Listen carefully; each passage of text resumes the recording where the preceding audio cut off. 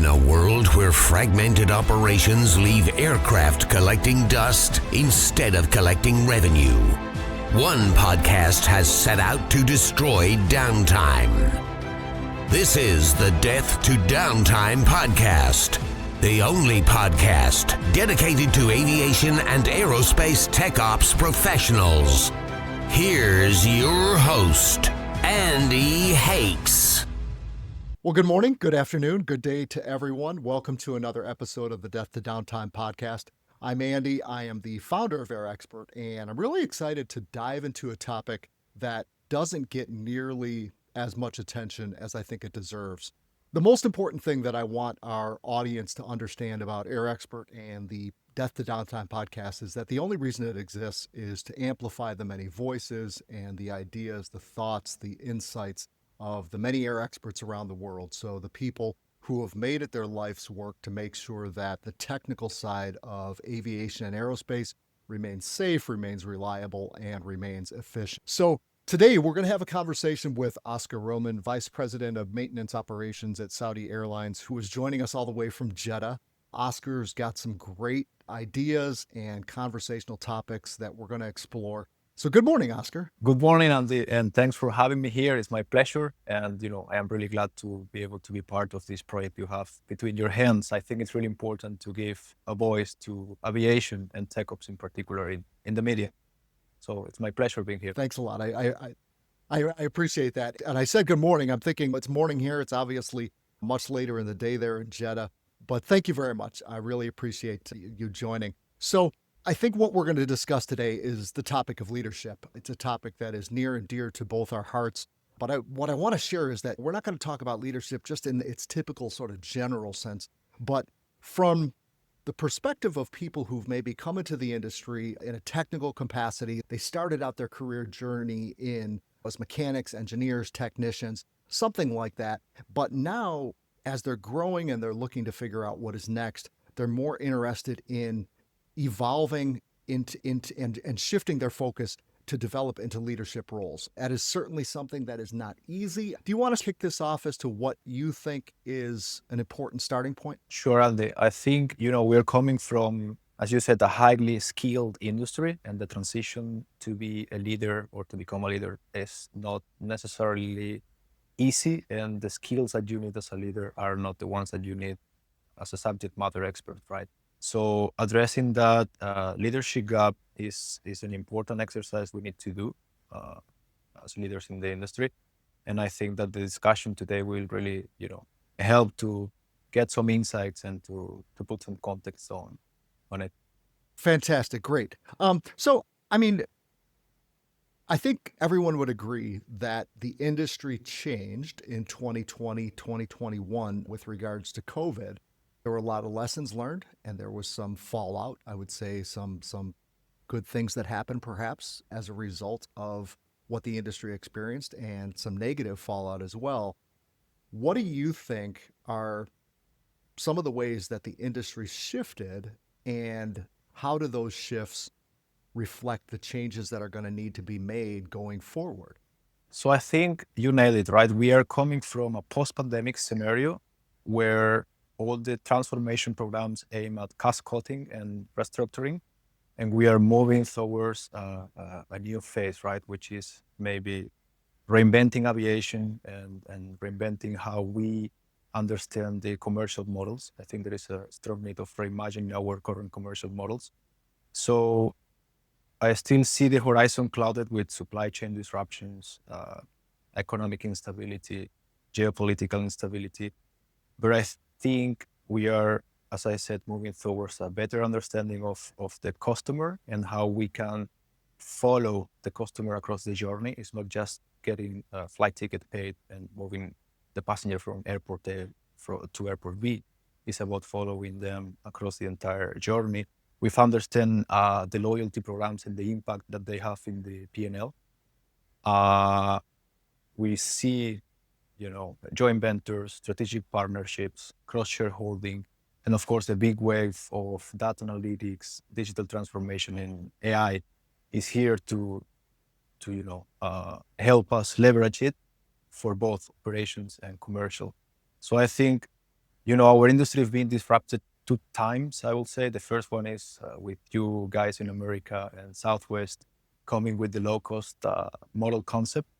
The second one, maybe with some folks in Ireland creating a model to buy and lease assets. So we have the aircraft leasing as a second big disruption.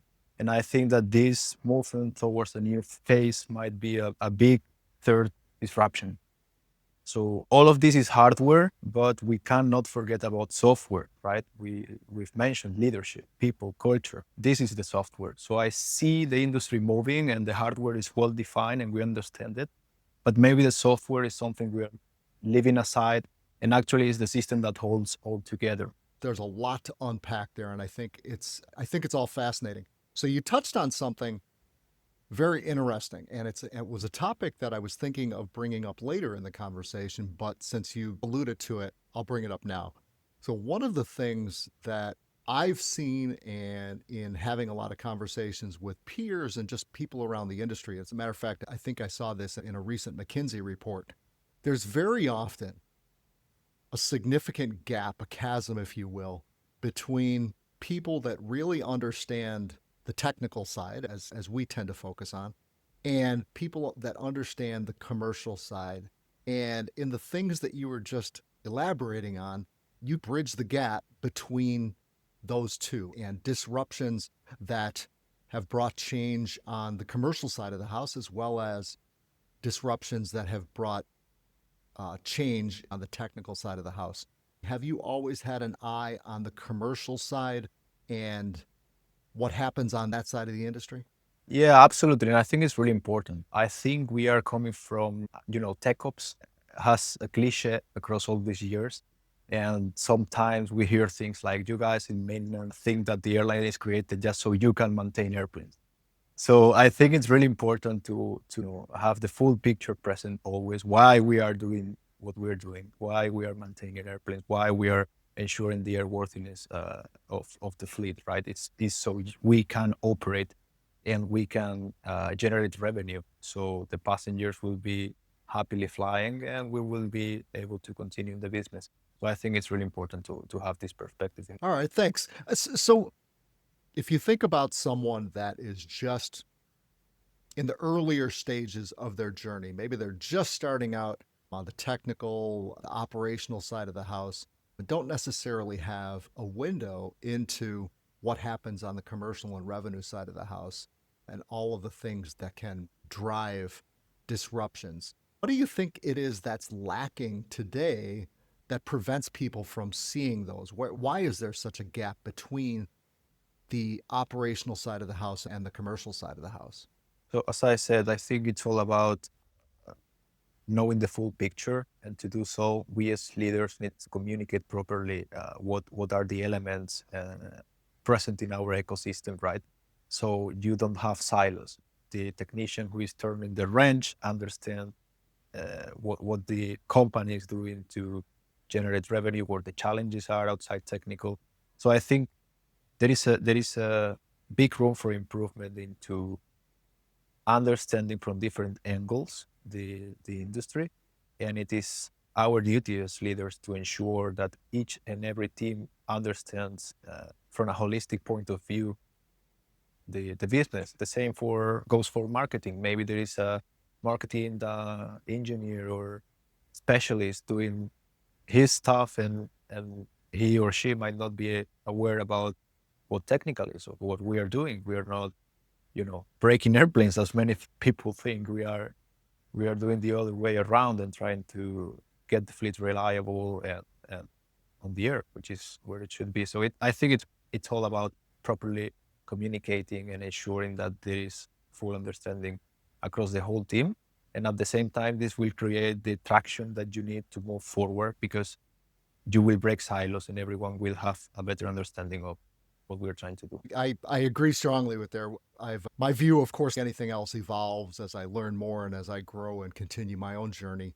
But I think everyone acknowledges that silos exist in aviation. What I don't think is that everyone knows or spends enough time thinking about how many silos there are, the different types of silos, and the actual effect of those silos. I think it's one of those problems where we look at it and say it's such a big problem. It's just a big problem that we can't really do anything about. So let's focus on some of our other challenges. Do you think that we're actually promoting people into leadership positions today for the wrong reasons?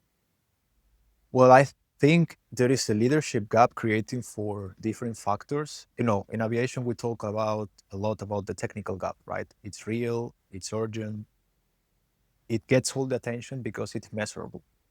But there is another, if I may say, deeper structural gap, which is the leadership gap. And it's not so visible because you cannot easily measure, right? So we've mastered compliance, we've mastered airworthiness control, but my feeling is, and after speaking with many leaders across the industry, the feeling is that we are leaving leadership to a chance and not making it structural, right? So, for example, you are going to replace a flap actuator. You have 300 steps, tooling, preparation, a clear pathway, step by step. And after you've done your task, you measure what you've done, you measure the accuracy, you test the action, right? Whereas in leadership, I don't see that preparation, I don't see that many tools, that clear pathway, that measure of the actions performed. And I think we really need to make it structural. We really need to design leadership. My feeling is sometimes we are assigning, we grab a SME and change their titles, and now we expect them to manage people, coach performance, shape the culture, and then we blame them from struggling. So to your point, I think we are maybe not promoting the wrong skills or the wrong people, but we are not designing their promotion. We're definitely on the same page there. I'm glad that you've had a lot of conversations with your peers in leadership roles. I think that of all the conversations that I end up having on this topic, I speak with a lot of people who are in management roles now who they should be there because they're probably the right people, but they don't have the support structure that they should have. So one of the things we see here, and I'm a little unsure as to how this sort of plays out in other regions of the world, is people tend to be promoted on the basis of seniority. So to your point, you have a subject matter expert and they have their technical skill, their technical acumen is off the charts. We put them into a position because they're the next heir to the throne, and we say, good luck. But we don't really work with them. We don't provide mentorship. We don't provide training. We just thrust them in. And you're right. When things go bad, we don't really support them. We look to blame them when perhaps the answer lies in the fact that they were never equipped to succeed in the first place. We see that in a lot of different places. I know I've worked in several, when I was working in a technical capacity, I worked in several different types of environments. And I can think of one in particular where it was a smaller shop, but when the director of maintenance left to pursue another role, the guy that they promoted was the only guy that knew a lot about the technical aspect of the airplanes that were sitting out in the hangar. And I, of course, like anything else, I wouldn't name names. But in this particular instance, this individual just was never able to thrive and succeed in that role. Do you see, so we mentioned that coming out of COVID, everything shifted. Do you see that a shift is happening and that those leadership development programs are perhaps now just getting off the ground? Are they evolving? Are people paying more attention? Or do you still see us stalled? I think we are getting aware about the necessity and the impact that leadership by accident might have in an organization, right? And we don't need to forget that we are coming from a industry where reliability and safety is really important. And I think it's all about ultimately the culture. And the culture is not what's written in the paper, it's what you are allowing shift after shift action after action. So we are, I think, on our journey to make it structural. We are incorporating some of the tools or insights that HROs have given us, high reliability organizations. We can go deep there. Maybe I think it's an interesting concept, and I encourage your listeners to dig deeper in that topic. I think it's a blueprint for for what every airline and continuous airworthiness main organization should be looking. And to your point of the example that you provided before, leadership is a toolbox. And in addition of the structural problem that we've talked about, I think we have another big structural problem, which is we force people into the management mold. So if you want a promotion, if you want, better salary, better, bigger responsibilities, impact, whatever, you need to stop doing what you are good at and start managing people. And that's not necessarily the natural skills for everyone, right? So you might be, we are promoting the engineer that knows the airplane in out, the best maintenance controller, the best planner, and we are putting them to manage people. So to me, that's an structural fault, and we might need as a solution two career pathways. We see this in other industries like AI developers, software engineers, right? They can continue their journey and their career in the SME or expert area, and they can reach certain conditions in seniority that might be equal to a VP. Why in aviation, and particularly in tech ops, a so specialized career, we don't have this. We don't reward the technical expertise as much. So I think that's it. That's the other structural fault in the solution, as I said, might be having two clear career paths. So we are not just moving people from their expertise or their area of impact and putting them to manage people. It's an interesting point. I didn't think about that. I was thinking of the flip side of that, actually. And people that we've got an entire group of people, and I've seen it at many different airlines, people that look at those leadership, those management roles and go, there's no way that I want to do that, because here's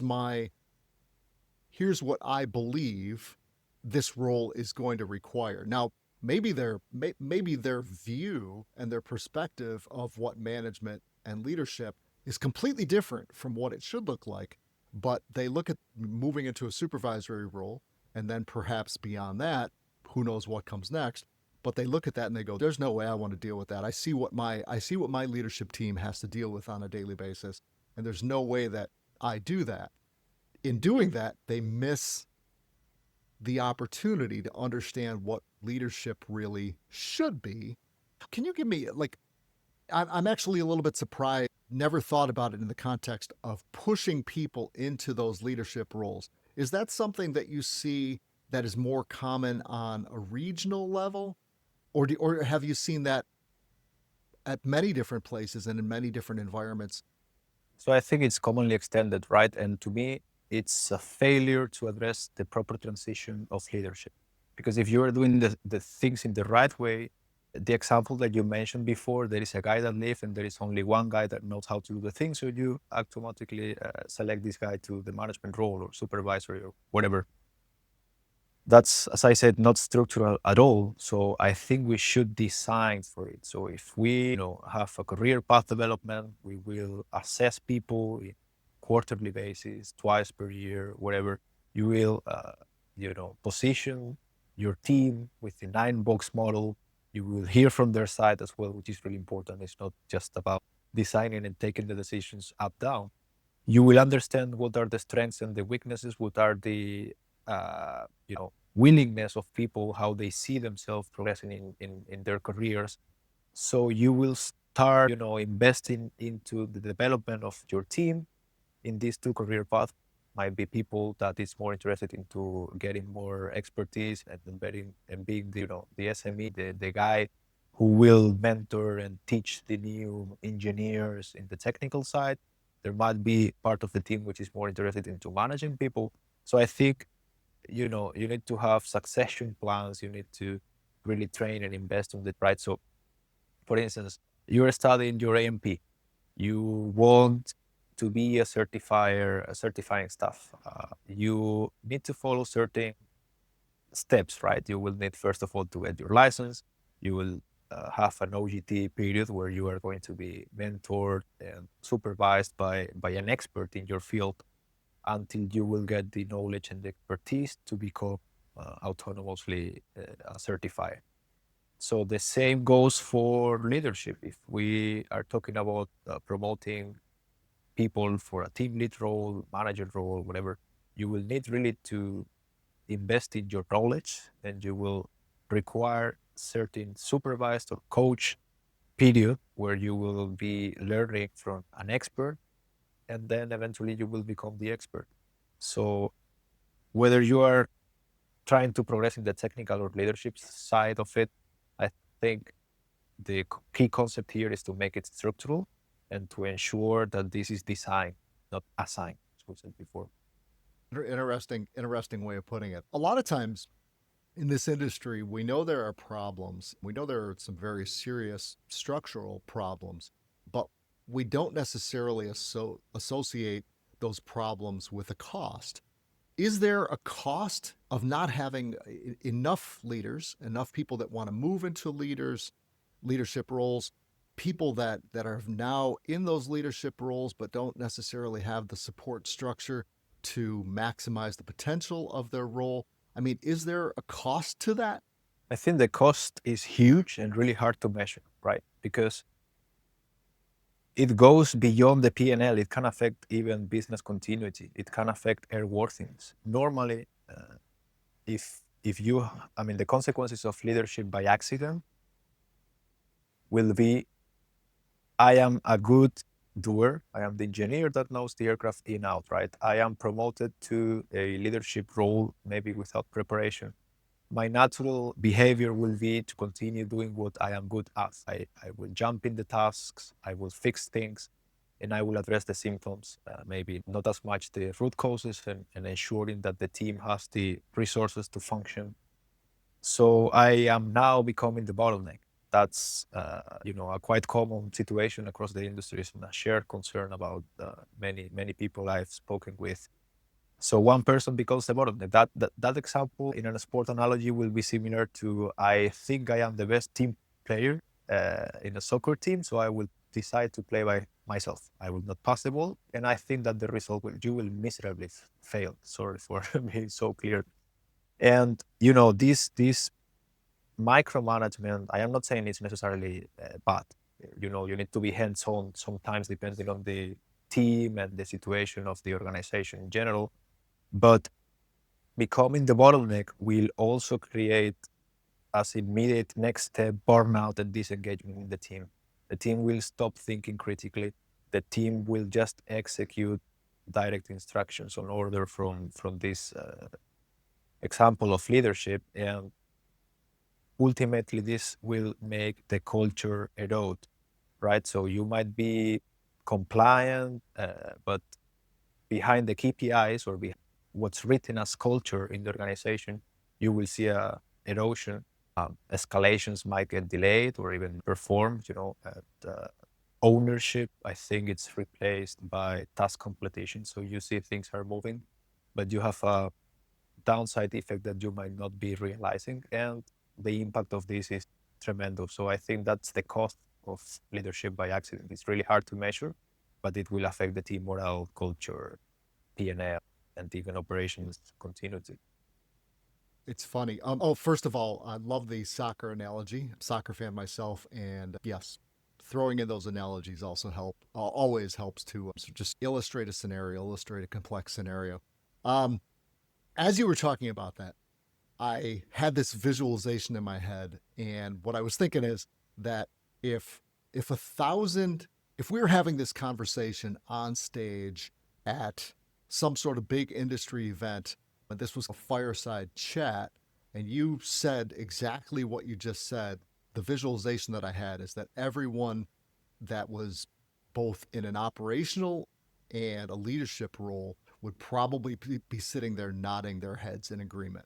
I think that what I heard you say was that all of the operational chaos the financial losses, the inefficiencies, the safety, everything that becomes at risk because we have leadership by accident, absolutely there, but it is incredibly difficult to quantify. It's difficult to point out when it happens. It's difficult to attribute it to exactly what we're talking about, the lack of leadership structure. But I just had this visualization of everyone nodding their heads in agreement and going, and probably thinking of specific instances that happened within the last day or the last week where they said, hey, this is something that completely could have been avoided. A significant disruption, a significant financial loss, perhaps something safety related could have been avoided if we would have had the right structure in place. I think that makes a ton of sense. Absolutely. And it's not a snowballing, because there is an interesting concept, which is the implicit leadership theory that says that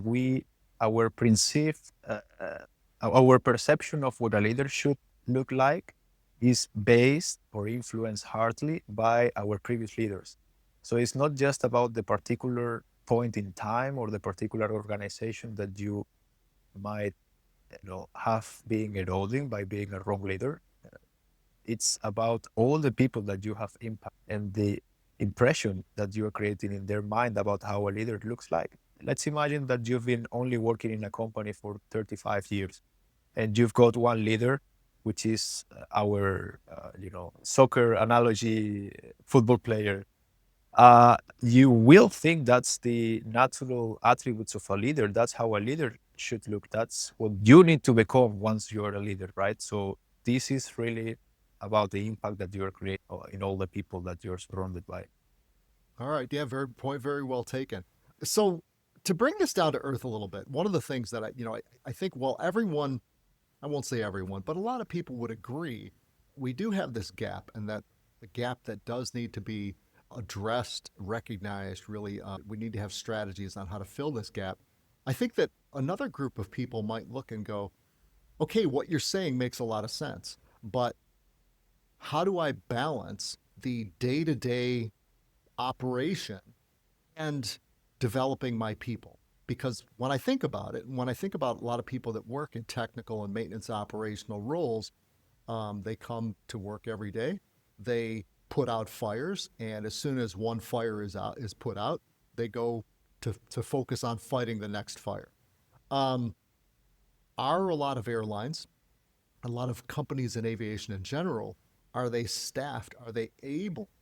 And is it reasonable to say that we have to carve out time to focus on developing people?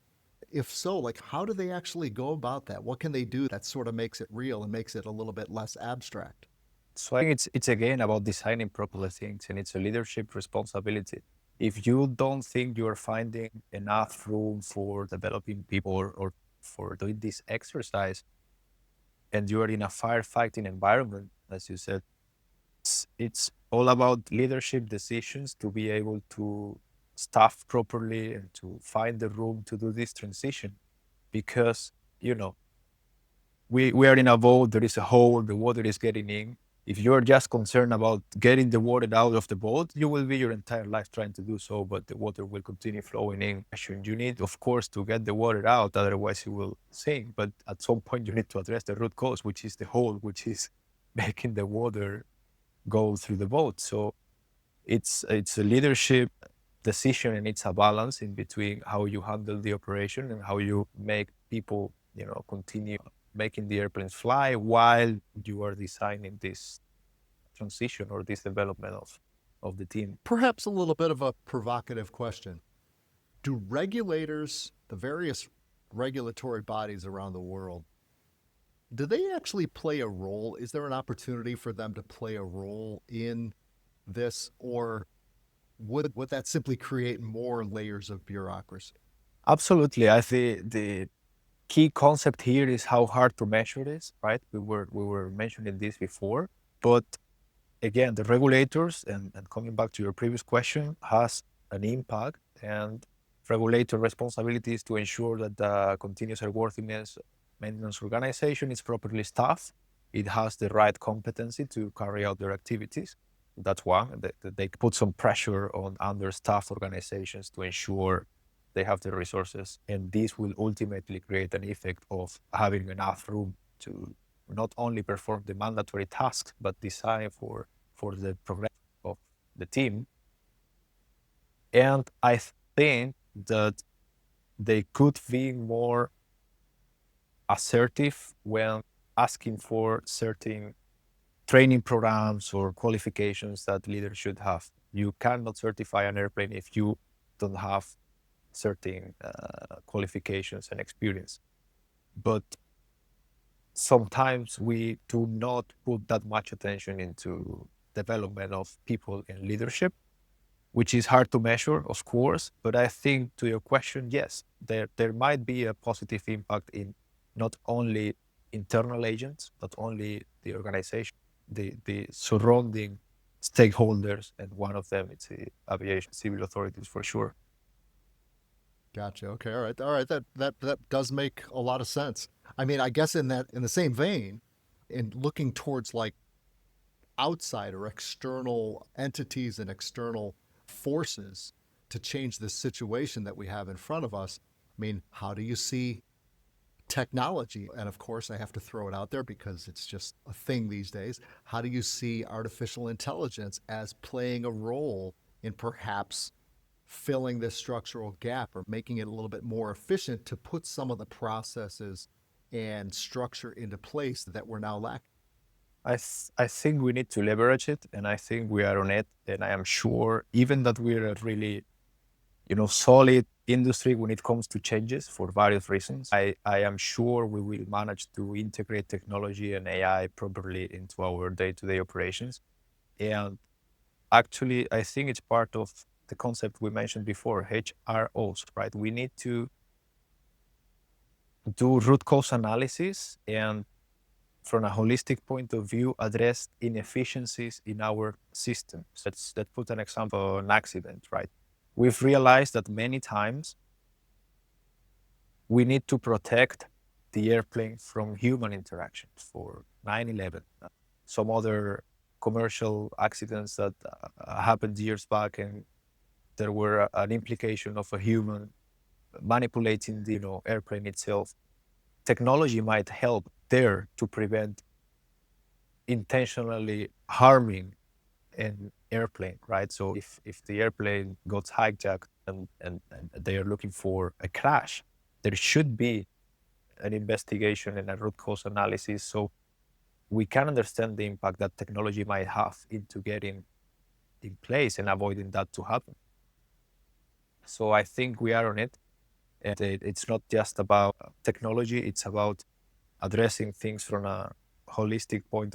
And HROs are, as I said, the blueprint for that. It's a concept that was originated in the 80s in California, University of Berkeley. There were some folks that were trying to answer the question of, okay, there are certain high-risk industries that are operating at a relatively low or zero accident rate, whereas there are other industries where we see are not going in the same direction. What are these guys doing differently? So they went to study nuclear plants, US Navy aircraft carriers, air traffic controls, and they came with three key airlines from HRO theory that at the end ended being what we know today as pillars.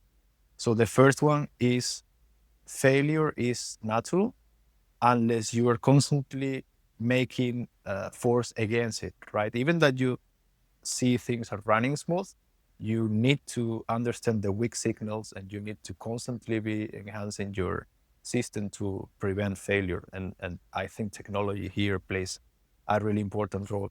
And to the example of accidents I said before, I think accidents are not just a coincidence. They are a series of signals ignored until it is too late. And maybe these are weak signals.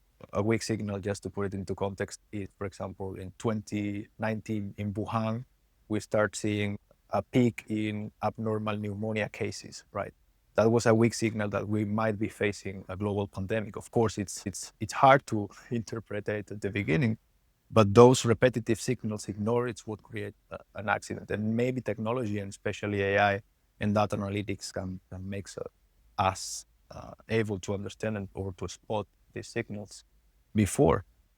Another key of HROs is that safety comes from culture and mindset, so not just what's written. And I think that's an important insight to take into account what we've discussed about root cause and just culture. That might be another of the consequence of leadership by accident. We might be eroding this part as well.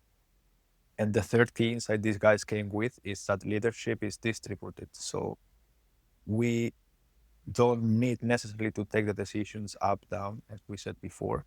When it comes to critical moments or decision making, the decision is led to the expert, not necessarily the one higher in the organization. And I think that's another consequence of leadership by accident. With, as I said, we might be thinking that the leader is the most skilled person to take the decision sometimes, and that necessarily doesn't need to be the case. And one of the examples, I think in aviation, we are quite advanced there. One of the examples of HROs might be SMS, Safety Management System, or the CRM. I was dressed up in an island called Tenerife, and we learned the hard way. We had I think it's the most fatal accident in aviation. And we implemented there the flat cockpit philosophy, right? Because part of the investigation proved that the first officer realized that the ATC clearance might not be granted. And the captain decided to override him, saying, yes, and there was a hierarchical issue there. And at the end of the day, obviously, the ATC clearance was not there. And two airplanes, there was an accident that was fatal, to be honest, and could have been avoided. So I think that's another interesting insight from HRO. So applying this mental model and these insights to our organizations will make us more reliable, more efficient, and will ensure we have better leaders in place. Very well made points, and I appreciate you using specific examples to illustrate how these things, how these failures and gaps play out. My hope is that this conversation will actually spur many more conversations and just get people to think about these things, because again, it goes back to what I was referring to before, that people come in to work on a daily basis, and people that have these incredibly important roles, but they focus on the operation, they're always in firefighting mode. It's sometimes very difficult or impossible for them to have these conversations like we're having right now, and to really reflect on the current state of things and where we need to be, what we always need to be focused on at any given time. The kind of foundational mindset that I always work from is that, and it frames everything that we do at AirExpert, is that everyone, 99.99% of people, regardless of what role they're in, they come to work every day and they want to do a good job. They want to do good work. They want to make good decisions. But to your point, like, it takes a lot of signals, many more than we give it credit for, a lot of signals to make well-informed decisions. And I'd be willing to bet that if you sat down with many leadership teams and said, what framework do you use and what framework do you provide your people with for making decisions, for receiving signals to make well-informed decisions, especially in the moment, they'd probably have a difficult time answering that question. So I think that we do have to learn. We have to have these conversations, but we also have to look externally, and we have to look at other industries and other environments in which safety, compliance, all of those things where there's already an existing successful track record, and sort of model what we do, kind of really pull out the underlying structure and foundational pieces of how that becomes possible. You raise some amazing points there. So I've got two questions left for you, and they're both connected. So if you were in a classroom right now of people that were in the earliest stages of their journey, and maybe they're the young folks that are really excited about actually getting out on the line or in a hangar and standing next to and starting to work on these enormous aircraft, they're really in that starry-eyed phase. What would you tell them about the reasons why they might want to start thinking about going into leadership roles? I think it's about the impact you are creating in others and in the organization. So you might become a master in what you are doing now, which can seem the universe in front of you, right? Big airplane, and you need to learn a lot about it. But once you've mastered your technical skills, you will need to take further challenges if you want to push yourself forward. And that will allow you to, as I said, impact others, which is, I think, one of the most beautiful things we can do in life. And you will need to decide where you see yourself as, if it's in the expertise field, in the people management field. You need to, really understand what your strengths are and what your internal willingness is. I will tell them, take this decision clearly, focus on what you need or what you want to do, and put a so crazy amount of time on it that it will be ridiculous to think that you might not become what you're trying to become, or you might not achieve your goal. Fantastic. That's great. I'm visualizing having this conversation with the younger folks and I think that's a great way to frame it, to get them to understand that, hey, maybe I should be looking beyond, what's right in front of me.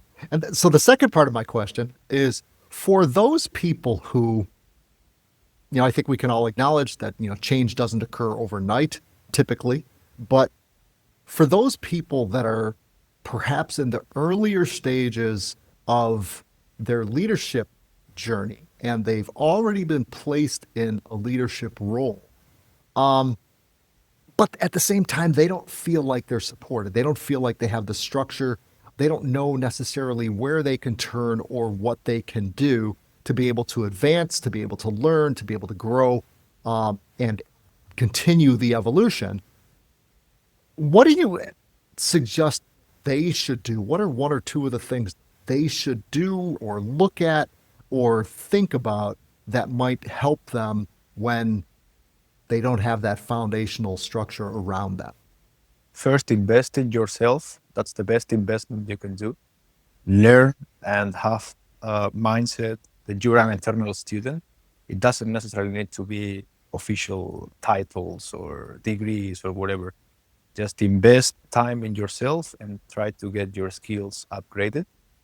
And the second, it's all about people. It's all about relationships. It's all about learning from each and every interaction. Like, I don't know, I've been in front of brilliant people and I don't need them to become my mentor to learn from them. I just, by simply watching how, a great leader speaks in public, how this leader motivates his team, you might learn a lot from having this mindset of continuously being a student and developing human relationships that at the end of the day create synergies and can make you more emotional intelligence, more,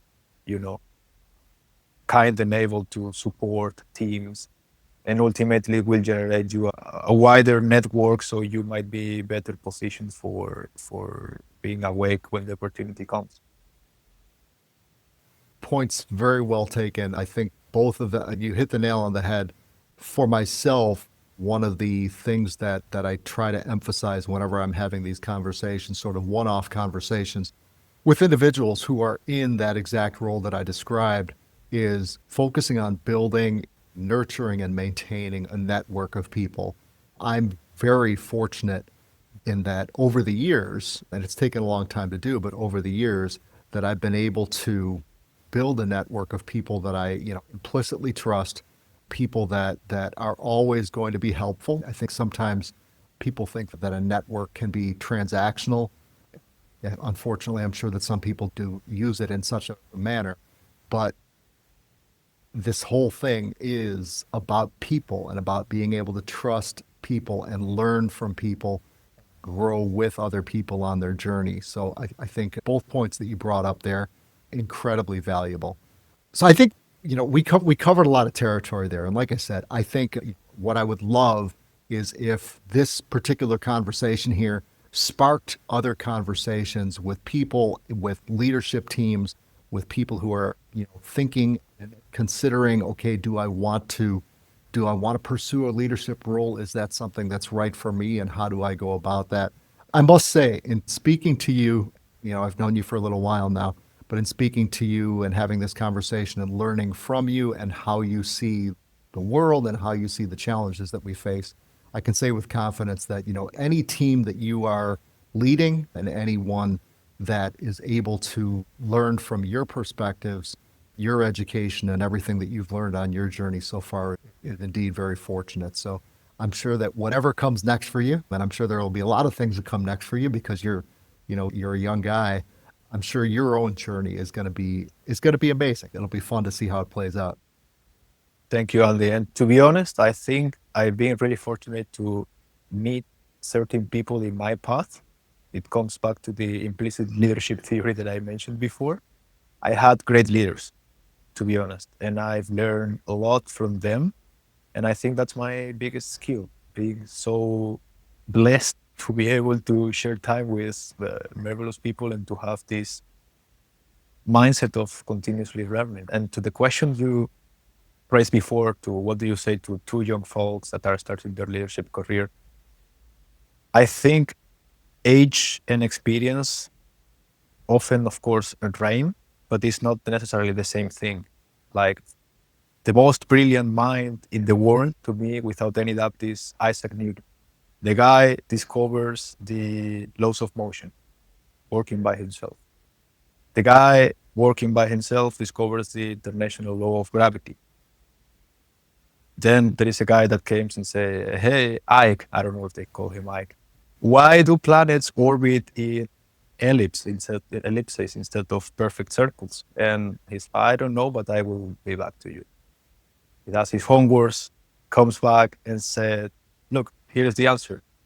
How did you get it? And he said, I have to, invent differential calculus and some other stuff to be able to answer that question. He discovered also the laws of optics, deducing that the white light is composed by colors, which freaked out the artists of the decade. So he does all of this, and then he turns 26.